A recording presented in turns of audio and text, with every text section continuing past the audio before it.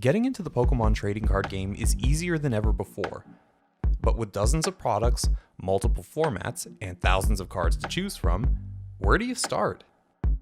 If you're building on a budget, then there's always the trusty theme deck. With a bit of cash and a lot of creativity, you can build something bold and battle ready. You're watching Deck Boss.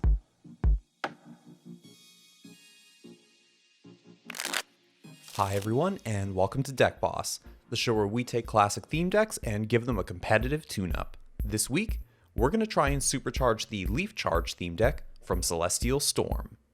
Leaf Charge as a theme deck hasn't been the most popular over the years, and for good reason. The deck had inklings of being a decent anti-meta pick in the era of the Ultra Beasts, and it saw a small uptick in popularity with the release of Lost Thunder, but that didn't last.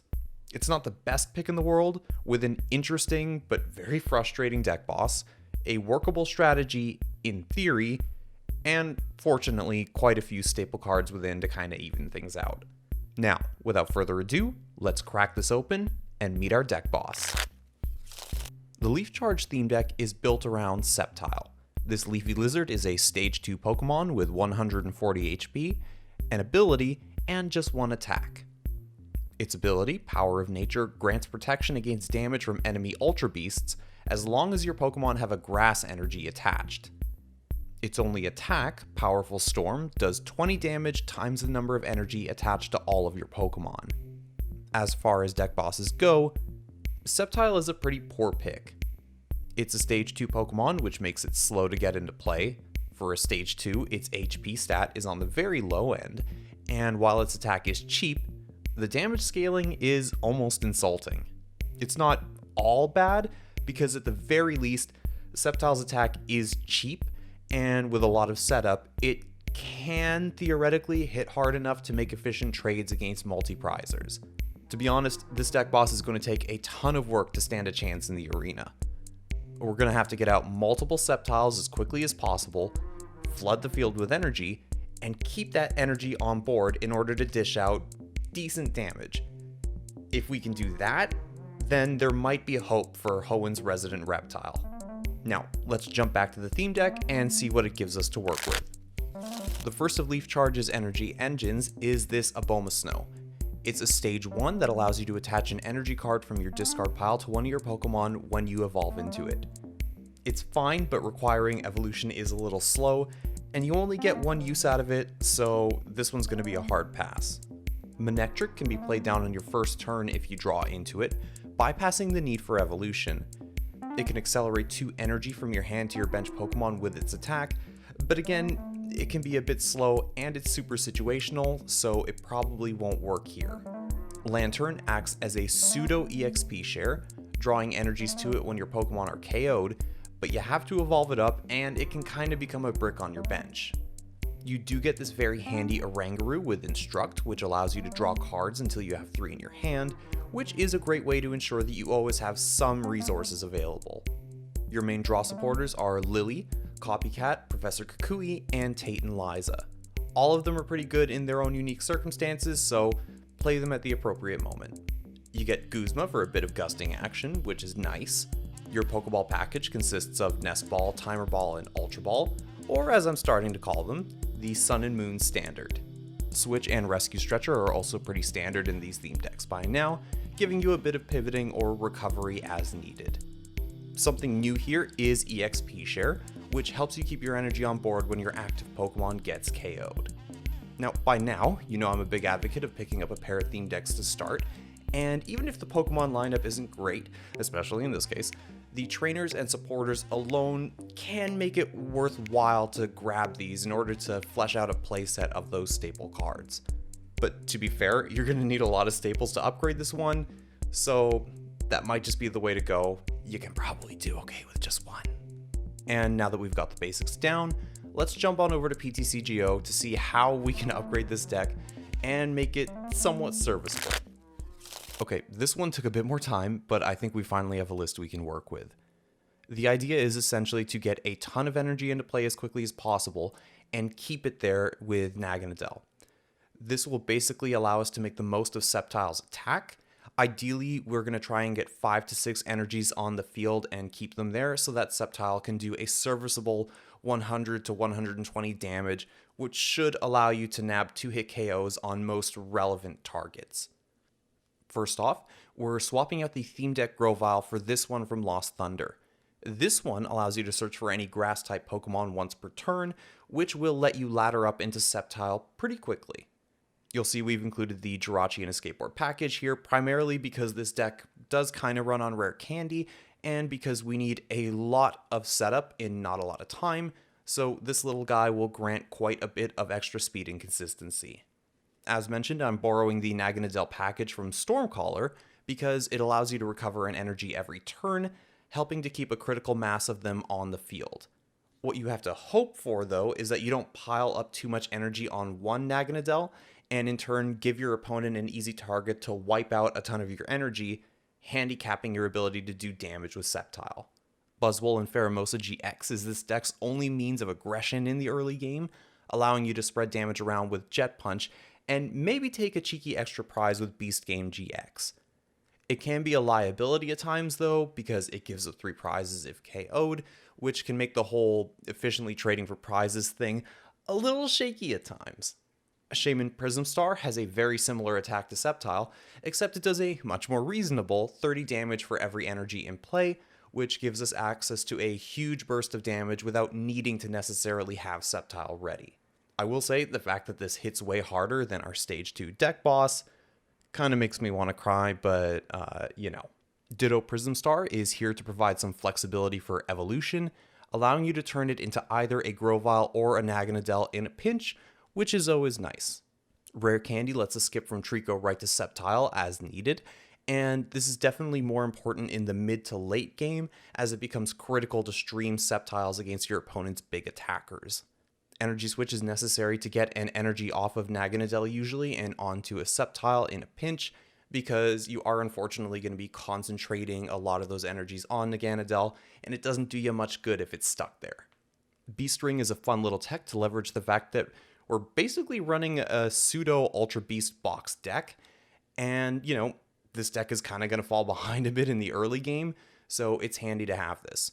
Once your opponent gets down to 3 to 4 prizes, you can flood the field with energy, either to buff Sceptile's damage, or send up Buzzmosa in a pinch to take a big KO. Ultra Space is the stadium of choice, allowing us to quickly search out our Poipoles and Naganadels as well as Buzzmosa in a pinch. I'm opting for Cynthia, Lillie, and N as the draw supporters here, because you really can't afford to discard your rare candies, or much else really in this deck. A couple of Guzmas is all the gusting we can squeeze in here, and because Sceptile won't be dealing unholy levels of damage, these should really be saved for when you can steal a key KO against a multi-prizer. Oh, and of course we've got 9 grass energies here to get our Sceptiles going. If you're lucky and you can get these all onto the field somehow, that means hitting for a maximum of 180 damage with Sceptile, which is good, but trust me, that's not going to be happening very often. Now, let's hop on over to Ptcgo's expanded ladder and see if Sceptile can in fact cut the competition down to size. Spoiler alert, it's going to be right.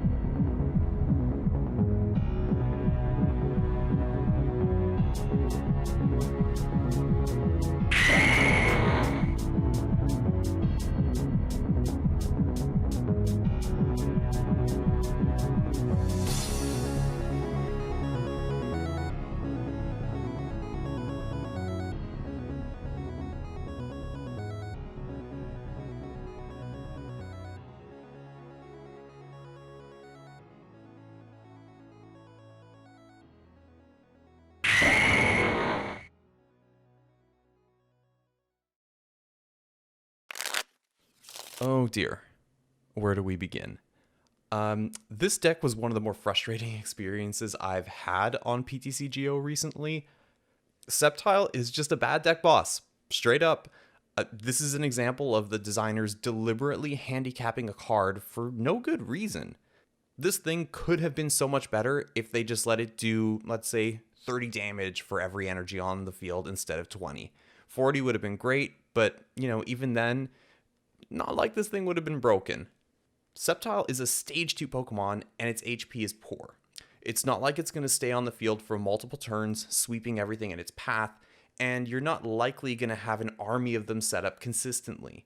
Even then, there's a good chance that the one you have out is going to be KO'd pretty quickly, so I'm not sure what people were worried about, You have to go through so much work to get the thing out, and then you need to have a ton of energy on board, which isn't really the grass type's wheelhouse for the most part. If this was a fire Pokemon, I could understand because they can cheat energy out like crazy, and yeah, it would be a little busted. But honestly, if you need to get a stage 2 out and 5 energies on the board just to do 100 damage, you are in rough shape, man. It's really hard to make a compelling argument for this particular Pokemon as a solid deck boss. So really, I can't recommend this theme deck for anything other than maybe filling out your collection, or if you're really desperate and you need to get access to the trainers within, fine, sure. I will, however, put an asterisk on this deck because there is a Cherrim coming out in battle styles that could potentially give Sceptile a new lease on life, although I'm still kind of skeptical, to be honest. If you guys are interested in me revisiting these theme decks every now and then, let me know in the comments section below.